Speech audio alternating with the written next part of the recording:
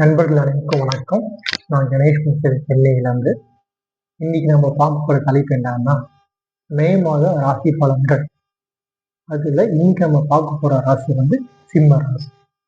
இந்த மாசம் சூரியன் 14ஆம் தேதி ரிஷப ராசிக்கு கிருத்திகை 2ஆம் பாதத்திலையும், புதன் 23ஆம் தேதி மேஷ ராசியில அஸ்வினி 1லையும், குரு 14ஆம் தேதி மிதுன ராசியில மிருகசீரிஷம் 3ஆம் பாதத்தில் பயிற்சியாகிறாங்க. இதன் மூலமா இந்த மாசம் சிம்ம ராசிக்கு எப்படி இருக்குன்னு பார்க்கலாம். குரு 10ஆம் இடத்திலிருந்து 11ஆம் இடத்திற்கும், புதன் 8ஆம் இடத்திலிருந்து 9ஆம் இடத்திற்கும், சூரியன் 9ஆம் இடத்திலிருந்து 10ஆம் இடத்துக்கு மாறுறாரு.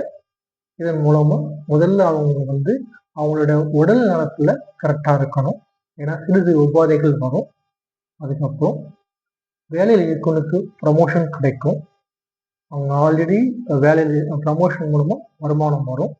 அதுக்கப்புறம் சொத்து வாங்கணும்னு நினைக்கிறவங்க இந்த மாசம் சொத்து வாங்கலாம், அதுக்கு அனுகூலமா இருக்கு. அதுக்கப்புறம் அவங்களுடைய குருமார்களுடைய ஆசீர்வாதம் இப்போ அவங்களுக்கு கிடைக்கும். இப்போ குருவோட ஆசீர்வாதத்தினால அவங்களுக்கு இந்த மாசம் எல்லாமே நல்ல அனுகூலமா இருக்கும். புதிய நண்பர்கள் நிறைய பேர் அவங்களுக்கு சேருவாங்க.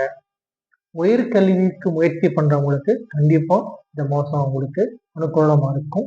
அவங்களுக்கு நிறைய பேர் உதவி பண்ணுவாங்க. வெளிநாட்டுல போய் படிக்கணும்ன்ற ஆர்வம் இருக்கவங்களுக்கு இந்த மாசம் கண்டிப்பா வெளிநாட்டு யோகம் இருக்கு. இது அனைத்துக்குமே அவங்களுடைய முயற்சி கண்டிப்பா வேணும். ஸோ அவங்க எடுக்கிற முயற்சி எல்லாமே ஜெயத்துல முடியும். அதுக்கப்புறம் லக்ஸுரி வாகனங்கள் வாங்குறதுக்கு யோகம் இருக்கு. அதுக்கப்புறம் கவர்மெண்ட் ஜாப் ட்ரை பண்றவங்க, தனுசு ராசிலையும் சிம்ம ராசியும் இருக்கவங்களுக்கு இந்த மாசம் கண்டிப்பா கவர்மெண்ட் ஜாப் ட்ரை பண்ணீங்கன்னா கண்டிப்பா கிடைக்கும். குழந்தை பாக்கியம் எதிர்பார்க்கறவங்களுக்கு கண்டிப்பா இந்த மாசம் குழந்தை பாக்கியம் கிடைக்கும். ஆக மொத்தம் உடல் நலத்துல நீங்க கவனமா இருந்தீங்கன்னா உங்களுக்கு நீங்க நினைக்கிறது எல்லாமே நடக்கும். மீண்டும் ஒரு நல்லதொரு வாய்ப்பை சந்திக்கலாம். நன்றி, வணக்கம்.